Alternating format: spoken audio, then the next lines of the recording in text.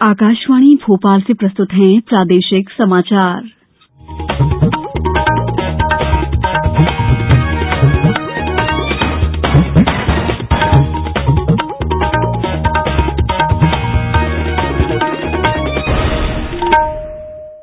नमस्कार, समाचारों के साथ मैं दीपा सिंह।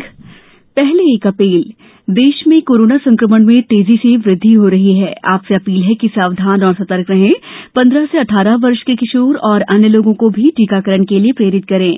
कोरोना के नए वायरस ओमिक्रॉन से चिंताएं बढ़ी हैं। बचाव के लिए कृपया 3 आसान उपायों का पालन अवश्य करें। मास्क लगाएं, 2 गज की सुरक्षित दूरी बनाए रखें, हाथ और चेहरा साफ रखें। कोविड संबंधी किसी भी जानकारी और मार्गदर्शन के लिए राष्ट्रीय हेल्पलाइन नंबर 01123978046 और 1075 पर संपर्क करें। सबसे पहले मुख्य समाचार। वित्त मंत्री निर्मला सीतारमण ने आज संसद में पेश किया वित्त वर्ष 2022-23 का आम बजट। बजट में पीएम गति शक्ति, समावेशी विकास, उत्पादकता में वृद्धि और निवेश पर दिया खास जोर।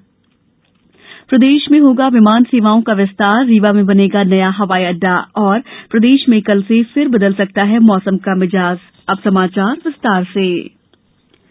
वित्त मंत्री निर्मला सीतारमण ने आज संसद में वित्त वर्ष 2022-23 का आम बजट पेश करते हुए कहा है कि इसमें सरकार की ओर से 4 प्राथमिकताएं तय की हैं, जिसमें पीएम गति शक्ति, समावेशी विकास, उत्पादकता में वृद्धि और निवेश पर खास जोर दिया गया है। उन्होंने अर्थव्यवस्था की विकास दर 9.2% रहने का अनुमान जताते हुए कहा है कि प्रधानमंत्री ने आजादी के 100 साल पूरे होने पर भारत एट 75 से भारत एट 100 तक का जो लक्ष्य निर्धारित किया है उसे हासिल करने का बजट में हर संभव प्रयास किया गया है। बजट में अवसंरचना विकास के लिए पूंजीगत परिव्यय में 35.4% की बढ़ोतरी का प्रस्ताव किया गया है। 2022-23 में राष्ट्रीय राजमार्ग नेटवर्क में 25,000 किलोमीटर सड़क जोड़ी जाएगी। 5G मोबाइल नेटवर्क के लिए इसी साल निविदा आमंत्रित की जाएगी। अगले 3 वर्ष में 400 वंदे भारत रेलगाड़ियों का विनिर्माण किया जाएगा। दुर्गम पहाड़ी क्षेत्रों में पर्यावरण अनुकूल सड़कें बनाई जाएंगी। समावेशी विकास के लिए कृषि को बढ़ावा देने के लिए 2023 को कदन्न वर्ष घोषित किया गया है। 2021-22 के लिए रबी और खरीफ मौसम में 163 लाख किसानों से गेहूं और धान की खरीद की जाएगी। मध्य प्रदेश के लिए सबसे महत्वपूर्ण उपलब्धि यह है कि 44,605 करोड़ रुपए की अनुमानित लागत से केन बेतवा नदी जोड़ परियोजना लागू की जाएगी। व्यक्तिगत आयकर की दरों में कोई बदलाव नहीं किया गया है। मुख्यमंत्री शिवराज सिंह चौहान ने बजट को आम आदमी की आकांक्षाओं और आशाओं को पूरा करने वाला बताया है। ये नए भारत के निर्माण का बजट है।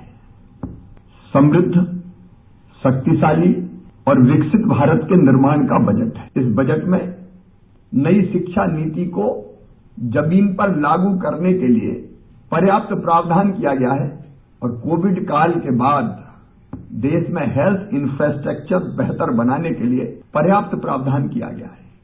Madhya Pradesh association of industries के अध्यक्ष प्रमोद दफरिया ने इसे दूरगामी परिणाम वाला बजट बताया है। उन्होंने कहा कि लंबी अवधि में ये बजट आम लोगों के लिए राहत भरा साबित होगा। वहीं प्रदेश कांग्रेस अध्यक्ष कमलनाथ ने कहा है कि आम बजट पूरी तरह से निराशाजनक है। उन्होंने कहा है कि महज आंकड़ों की बाजीगरी से भरा और एक बार फिर झूठे सपने दिखाने वाला बजट साबित हुआ है। समाचारों में वक्त है ब्रेक का। कोविड-19 से बचाव और सुरक्षित रहने के 3 उपाय। मास्क लगाएं, 2 गज दूरी है जरूरी, सुरक्षित दूरी रखें, हाथ और मुंह साफ रखें। ब्रेक के बाद समाचारों में आपका एक बार फिर स्वागत है। केंद्रीय नागरिक उड्डयन मंत्री ज्योतिरादित्य सिंधिया ने घोषणा की है कि रीवा में नए हवाई अड्डे का निर्माण होगा। उन्होंने कल मध्य क्षेत्र के लिए प्रधानमंत्री गति शक्ति सम्मेलन को वर्चुअली संबोधित करते हुए कहा कि मध्य भारत के सभी 5 राज्यों में 16 नए हवाई अड्डों का निर्माण किया जाएगा। छत्तीसगढ़ के अंबिकापुर, बिलासपुर और जगदलपुर में भी हवाई अड्डे बनेंगे।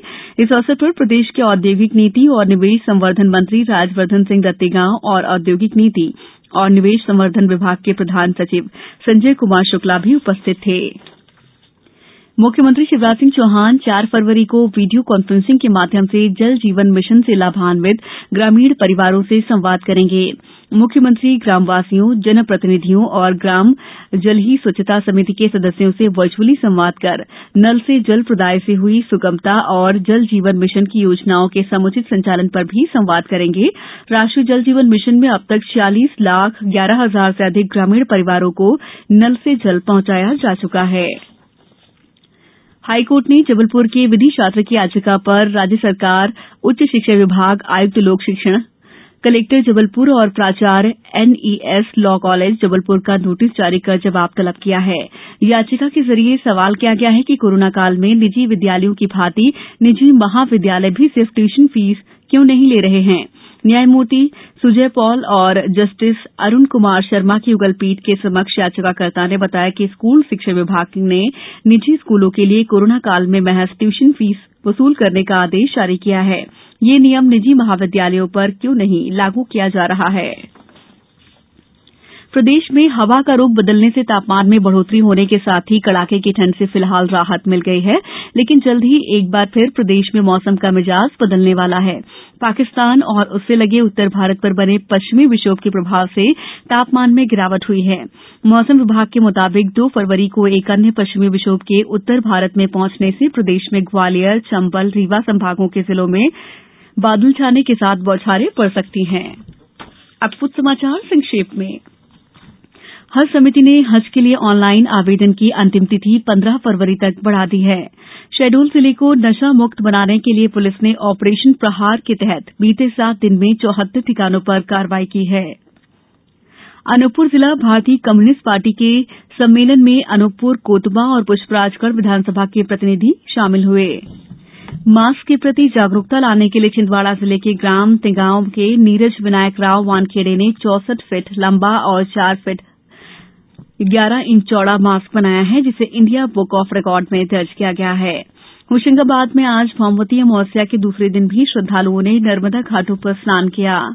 टीकमगढ़ जिले में सभी गौशालाओं को उद्यानिकी और वन विभाग की नर्सरियों से चारा प्राप्त करने के लिए जोड़ा जाएगा। आगर मालवा जिले के 20 आंगनबाड़ी केंद्रों को ISO सर्टिफिकेट मिला है। इस बुलेटिन में फिलहाल इतना ही। अंत में एक अपील, मास्क और 2 गज की दूरी, हाथ धोना भी है जरूरी। नमस्कार।